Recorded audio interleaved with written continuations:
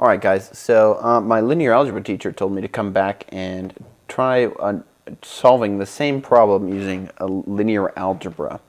Okay, and this is actually really simple. If you guys are familiar at all with linear algebra, solving a system of linear equations is really a snap. In this case, if you're given enough freedom in what degree your polynomial can be, it's really pretty easy. Although I mean, you're not going to do it by hand. You're not gonna find the inverse of a nasty matrix by hand. But anyway, so let's say that I want a polynomial that passes through the points x1, comma y1, and x2, y2, and all the way up to x n y n. Well, if I can have any degree polynomial, I'm going to have a polynomial of degree n minus 1, and I'm going to solve this system of linear equations. So here I'm going to have an unknown vector of dimension n. Sorry, dimension, let's see, is that what they call it? A vector from R n. And here I'm going to have an n by n vector, n by n matrix, where over here this is x sub 1 to the 0, this is x sub 2 to the 0, this is x sub 3 to the 0, and so on, until you get to x sub n to the 0. And then over here, I'm going to have, in my next column, I'm going to have x sub 1 to the 1, x sub 2 to the 1, x sub 3 to the 1, all the way down to x sub n to the 1, and then x sub 1 to the 2, x sub 2 to the 2, x sub 3 to the 2, all the way down to x sub n to the 2, and this is going to keep on going until you have x to the n minus 1, x sub n to the n minus 1, x sub n minus, let's see, x sub, excuse me, this ain't right. This is x sub 1 to the n minus 1. This is x sub 2 to the n minus 1. This is x sub 3 to the n minus 1, all the way down to x sub n to the n minus 1.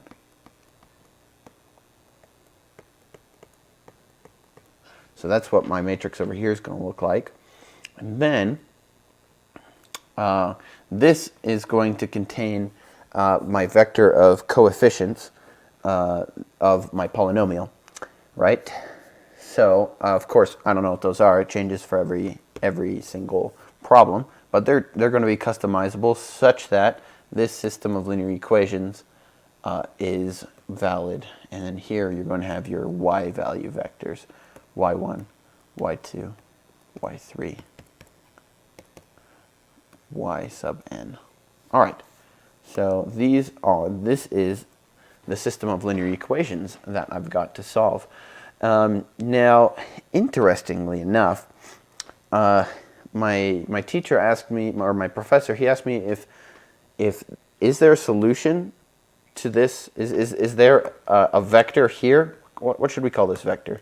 Maybe we should call this vector b. Okay. So is there a vector b that solves this system of equations, right? I'm giving unlimited freedom with the number, with the degree of my polynomial, and I specifically choose n minus 1 because I need that many. And I proved in the 4 previous videos that in fact there will be a solution every time if given enough freedom on the degree of the polynomial. If you give me n minus 1 degrees of freedom on the polynomial, then here is the polynomial that passes through all of your points, right? So interestingly enough, the answer is yes, there will always be a solution.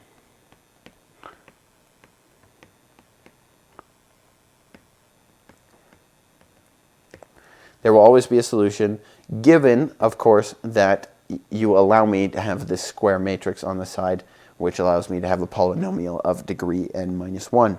And the reason that will always happen is because I freaking proved it over here. I proved it over here. There's the polynomial. This will always exist for any number of points. That's obviously so long they're not vertically stacked. so no x1 and or x sub I and x sub j are the same, then yes, there will always be a vector b that will solve this system of equations. Now, I don't know if I can, if you guys understand that as much as I would like you to, but interestingly enough, because the vector b will always exist, because there will always be a solution, this must mean that this matrix is always invertible. It's always invertible. It means that the matrix must be full rank. Must be full rank. The reason it must be full rank is so that the matrix's column space will always contain this vector. Doesn't matter what the y vector is, the column space of the matrix must always contain the y vector. And it must always contain the y vector because there's always a solution. There's always a valid solution. And for that to be the case, it must be full rank. And it must be invertible, which is actually really interesting. So because of that fact, we can also show that any set of vectors of, well, any set of, let's go with n or less vectors. That's the number of vectors from Rn, all from Rn, that all have the shape, all have this shape, well, not shape, I suppose, but all have the form where, you know, the last one, where you just have, where you start with any x value, and you raise it to 0, so it starts with 1, and x to the 1, x to the 2, x to the 3, dot, dot, dot, x to the n. And this is going to be x sub k for anything. You could put anything in there, anything real, of course. So any set of n or less vectors from Rn that all have the form will always be, sorry, not will, any set, yeah, the set will always be linearly independent, which is very interesting. Now, what else can we prove from this? Oh, yeah. Now, my professor also asked me, will there be more than one solution sometimes? And the answer is no. In this case, no. There will only be exactly one solution for the b vector when set up like this. If I were allowed to choose a polynomial of degree n instead of n minus 1, then I could find an infinite number of polynomials. However, because my matrix is square and is full rank, that means the null space of this matrix is equal to, well, excuse me, the null space of this matrix is only the 0 vector. That means there's one and only one solution to this equation, which is the vector b, whatever that might be. So interestingly enough, people often say that if you have 2 points, that's not a good point. Maybe I can zoom in a little bit. Yeah, okay, so if I have 2 points in two-dimensional space, there's one and only one line that passes through it. Well, as I've shown above, what if I make a polynomial of degree 2 that passes through 3 points? Well, so long they're not vertically stacked, there's one and only one parabola that passes through those 3 points. One and only one parabola that is also a function. Of course, you could get like a sideways parabola, but I'm talking about functions that map an x value to a y value. So there's one and only one function parabola that passes through those 3 points. If I am given 4 points, there is one and only one cubic function that passes through all 4 of those points.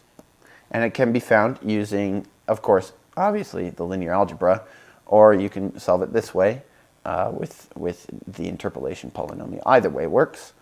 One of the ways is easier with a computer. One of the other ways is still pretty hard, but maybe a slight bit easier to do by hand, which is the not the linear algebra way. Now, if I give a set of n points in 2D space, there's one and only one polynomial of degree n minus 1 that passes through all of these points, which is also another interesting fact to be able to be proven.